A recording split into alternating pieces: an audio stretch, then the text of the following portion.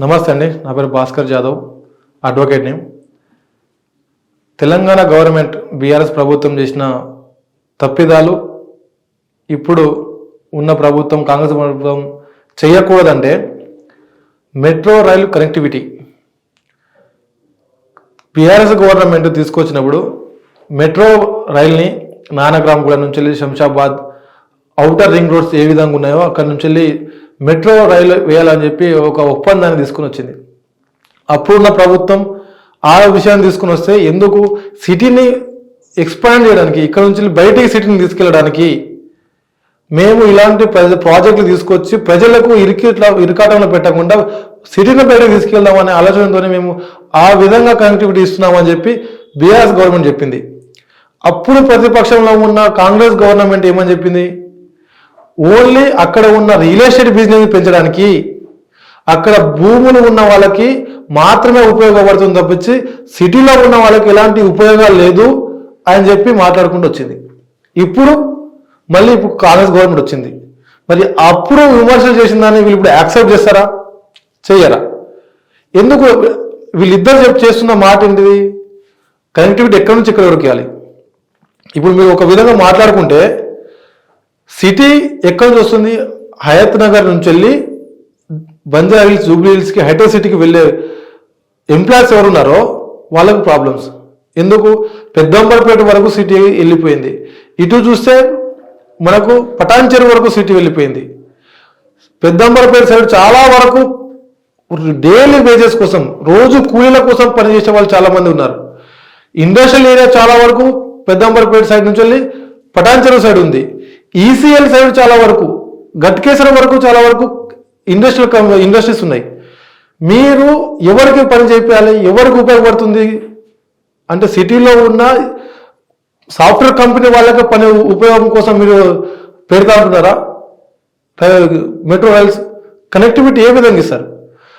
పొద్దున వెళ్ళి సాయంత్రం వరకు రోడ్లు, ఆటోలు, బస్సులు పట్టుకొని పటాన్ చెరువుకి వెళ్ళి, ఈసీఎల్కి వెళ్ళి, గట్కేసర్కి వెళ్ళి, పెద్దంబరపేట వరకు వెళ్ళే వాళ్ళు, అలాంటి వాళ్ళకు మీరు మెట్రో కనెక్టివిటీ ఇవ్వాలనా, లేక హైదరాబాద్ సిటీలో ఉండి సాఫ్ట్వేర్ కంపెనీకి వెళ్తున్న వాళ్ళకు మీరు మెట్రో కనెక్టివిటీ ఇవ్వాలా? నానక్రామ్గూడలో ఏ కంపెనీస్ ఉన్నాయి, ఏ లేబర్స్ వెళ్తున్నారు అక్కడికి? శంషాబాద్లో ఏ కంపెనీస్ ఉన్నాయి, ఎంతమంది ట్రావెల్ చేస్తున్నారు?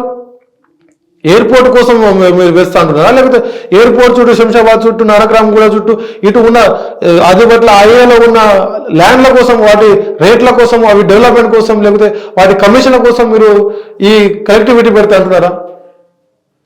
వాస్తవంగా ఎక్కడ అవసరం ఉందనేది మీరు తెలుసుకొని అక్కడ కనెక్టివిటీ, మెట్రో కనెక్టివిటీ పెంచాలి తప్పించి అవసరం లేని దగ్గరకు మెట్రో కనెక్టివిటీ ఇస్తా అంటే ఎవరికి ఉపయోగపడుతుంది? హైవే సిటీ దాటిన తర్వాత నానక్రామ్గూడ తప్పించి మిగతా వాళ్ళు ఎవరు ట్రావెల్ చేస్తున్నారు? శంషాబాద్ ఎయిర్పోర్ట్కి వెళ్ళే వాళ్ళ సంఖ్య ఎంత? ఒకసారి ఆలోచించండి. పెద్దంబరపేట సైడ్ వెళ్ళే వాళ్ళ సంఖ్య ఎంత? పెద్దంబరపేట నుంచి వెళ్ళి పటాన్చెరుకు వెళ్ళే వాళ్ళ సంఖ్య ఎంత?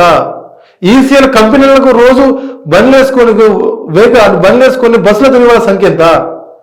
మీరు ఉన్న వాళ్ళకు మాత్రమే డబ్బులు ఇస్తాము, వాళ్ళ బిజినెస్ నడిపిస్తానికి, వాళ్ళ రిలేటెడ్ బిజినెస్లకు సపోర్ట్ చేయడానికి మాత్రం ఈ కనెక్టివిటీ తీసుకొచ్చింది.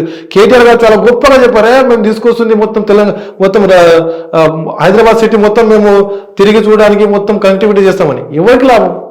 కంపెనీస్ చేయడం ఉన్నాయి. సిటీ డెవలప్ కావడానికి ఓల్డ్ సిటీకి ఎందుకు ఇవ్వలేదు? ఇప్పటివరకు ఓల్డ్ సిటీ వరకు ఎందుకు వెళ్ళలేదు? ఎంజీపీఎస్ దగ్గర ఎందుకు ఆగిపోయింది?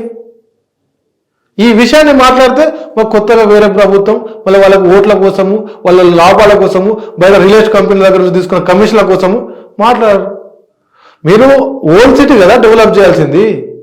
ఓల్డ్ సిటీలో ఒక ఇంచ్ ఆఫ్ ల్యాండ్ అయినా మీరు అక్కడ చేయగలుగుతారా? చేయగలిగిన 2 రోజులు డెవలప్మెంట్ ఎప్పుడవుతుంది? ట్రాన్స్పోర్టేషన్ ఉంటే వాటి వల్ల ట్రాన్స్పోర్టేషన్ డబ్బులతో వచ్చే వాటితోనే అవుతుంది. ఈ ఓల్డ్ సిటీలో పవర్ ప్లాంట్లే కట్టారని చెప్పేసి, ముఖ్యంగా గజ్వేల్, సిద్దిపేట, తర్వాత ఓల్డ్ సిటీ ఈ ఎక్కువ పవర్ ప్లాంట్ పెండింగ్ ఉన్నాయని చెప్పేసి అసెంబ్లీ సాక్షిగా రేవంత్ రెడ్డి గారు చెప్పారు. అదే ఈ దేశంలో ఉండి, ఈ దేశంలో మిగతా వాళ్ళందరూ కడుతున్న ట్యాక్స్లను బేస్ చేసుకుని ఇక్కడ నివసిస్తున్న వాళ్ళు మినిమం ఈ గవర్నమెంట్ కావాల్సిన నీడ్ ఏముంది, నా బాధ్యత ఏముంది, నేను గవర్నమెంట్ దగ్గర నుంచి తీసుకుంటుంది ఏంది, నేను గవర్నమెంట్కి ఇస్తుంది ఏంది అనేది ఆలోచించకుండా నేను కరెంట్ బిల్లు కట్టను, నల్ల బిల్లు కట్టను, ఇంటి పన్ను కట్టను, నేను అదే ఓ సీట్లోనే ఉంటాను, నాకు డెవలప్మెంట్ వద్దు. మీరు ముఖ్యంగా మాట్లాడుకుంటే ఇప్పుడు ఈరోజు రేవంత్ రెడ్డి గారు మాట్లాడేందుకు ఓన్లీ ఈ డబ్బులు కరెంట్ బిల్లు కట్టని వాళ్ళు, నల్ల బిల్లు కట్టని వాళ్ళు ఈ సంఖ్య ఎక్కడ చెప్తున్నారు, ఓన్లీ ముస్లిమ్స్ ఏరియా మాత్రమే ఐడెంటిఫై అని చెప్తున్నారు. అంటే మీరు ఇక్కడ ఉన్న ప్రభుత్వానికి తెలుసు వాళ్ళు కట్టట్లేదని, మరి నీకు తెలిసిన తర్వాత ఎందుకు మీరు అక్కడ నుంచి వాళ్ళకు పోలీసు బెటాలియన్ పంపించాలి, లేకపోతే ఏ విధంగా మీరు ఎందుకు వసూలు చేయలేకపోతున్నారు? ఒక 2 రోజులు 3 రోజులు కరెంట్ కట్ చేస్తే కదా వాళ్ళకి తెలిసేది.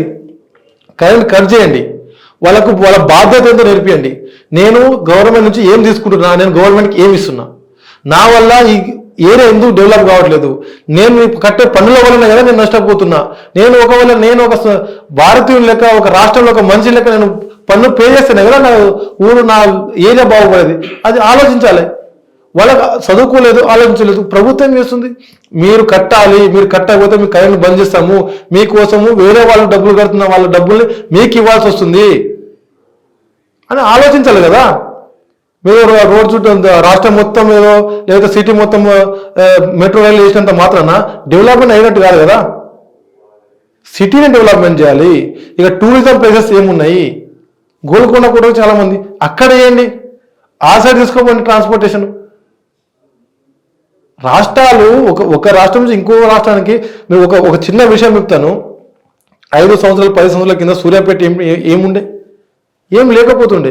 ఇప్పుడు ఎందుకు ఆంధ్రప్రదేశ్ నుంచి తెలంగాణకి కనెక్టివిటీ, ట్రాన్స్పోర్టేషన్ కనెక్టివిటీ ఏ విలేజ్ నుంచి వెళ్ళి ఏ పట్టణం నుంచి వెళ్ళి ఉంటేనే ఆ పట్టణాలు ఆ ఏరియాలు బాగుపడుతుంది, డెవలప్మెంట్ అవుతాయి. మీరు ఇప్పుడు చూసుకుంటే విజయవాడ హైవే ఏ విధంగా ఉంది, వరంగల్ హైవే ఏ విధంగా ఉంది, ట్రాన్స్పోర్టేషన్ ట్రాన్స్పోర్టేషన్ ఎక్కువ అవుతున్న ప్రాంతాలు ఏ విధంగా డెవలప్ అవుతున్నాయి, ట్రాన్స్పోర్టేషన్ లేని ప్రాంతాలు ఏ విధంగా డెవలప్ అవుతున్నాయి అని ఆలోచించుకోండి. నేను ట్రాన్స్పోర్టేషన్ నేను కట్టే పన్నునే, ఆ పన్నుల వలనే అక్కడ డెవలప్ అవుతున్నాయి. ఇప్పుడు మీరు చూసుకోండి, ఇన్ని జిల్లాలు డెవలప్ అవుతున్నాయి, మహబూబాద్ డెవలప్ అవుతుందా? చాలా పెద్ద ట్రాన్స్పోర్టేషన్ ఉన్న ఏరియా, అక్కడ ప్రతి రైలు అక్కడ ఆగుతుంది. అక్కడ ఉన్న రాజకీయ నాయకుల కుట్ర. అక్కడ ఒకవేళ మీకు ట్రాన్స్పోర్టేషన్ ఇంత బాగుంటున్నప్పుడు, ఇంతమంది పబ్లిక్ నీకు ట్రాన్స్పోర్టేషన్ అవుతున్నప్పుడు అక్కడ సరైన సౌకర్యాలు చేస్తేనే కదా ఒక వ్యక్తి టూరిజం ఇక్కడ చూడడానికి వచ్చిన వాళ్ళకి సరైన సౌకర్యం కలిగిస్తే వాళ్ళు ఇంకో ఇద్దరికి చెప్తారు. దానివల్ల టూరిజం వల్ల డబ్బులు పెరుగుతుంది. ఇప్పుడు వేరే కొన్ని దేశాలు ఈ టూరిజం మీద డిపెండ్ అయ్యి జీవనం నడిపిస్తున్న దేశాలకు ఉన్నాయి. శ్రీలంక కరోనా టైంలో టూరిజం ఒక 2 years టూరిజం వాళ్ళు వెళ్ళకపోతే దేశం దివాళా చేసే పరిస్థితి వచ్చింది. అంటే సోర్స్ ఆఫ్ ఇన్కమ్ స్టేట్కి ఏ విధంగా వస్తున్న ప్రజలు మాత్రమే ఇస్తారు. ఏదో తెలంగాణ గవర్నమెంట్ ఏమో బిజినెస్ చేసి ఏం సంపాదించదు. ప్రజలకు ఇచ్చే డబ్బులు ప్రజలు కట్టే పన్నుల రూపంలోనే మాత్రమే ఇచ్చేదే తెలంగాణ గవర్నమెంట్. ఏ గవర్నమెంట్ నడిచే వాళ్ళ పన్నుల మీదే. మహబూబాద్ ఎందుకు డెవలప్ అవుతుంది, పన్నులు కట్టే వాళ్ళ సంఖ్య చాలా తక్కువ. హైదరాబాద్ ఎందుకు, తెలంగాణ అన్నిట్లో పెద్ద సిటీ ఏది హైదరాబాద్ కాదు, రంగారెడ్డి డిస్టిక్. రంగారెడ్డి జిల్లాలో వచ్చేంత అమౌంట్ హైదరాబాద్లో రాదు, తెలంగాణలో ఏ జిల్లాలో రాదు. డెవలప్ ఏ విధంగా ఉంది? డెవలప్ కావాలంటే నీ బాధ్యత నువ్వు చేస్తేనే. ఈ హైదరాబాద్లో ఇంత మొత్తం డెవలప్ అయినప్పుడు ఓల్డ్ సిటీ ఎందుకు డెవలప్ కాలేదు అంటే నీ తప్పది. నువ్వు సరిగా టైంలో పన్నులు కట్టకుండా, నేను నల్ల పన్ను కట్టను, కరెంటు పన్ను కట్టను, ఇంటి పన్ను కట్టను, వచ్చిన వాళ్ళని కత్తులతో బెదిరిస్తా, కొడతా, తిడతా అంటే నువ్వే నష్టపోతున్నావు కదా. నీ దగ్గర నుంచి ట్రాన్స్పోర్టేషన్ బాగా వస్తేనే నీ ఏరియాలో ఉన్న ట్రాన్స్పోర్ట్ అంటే ఒక వ్యక్తి ఇంకో వ్యక్తి నుంచి వెళ్తూ వస్తూ ఉంటే అక్కడ వాళ్ళు తీసుకున్న వస్తువులకు ధర ఉంటుంది, వాళ్ళ డబ్బులు అక్కడ పే చేస్తూ ఉంటే ఆ ఏరియా డెవలప్ అవుతుంది.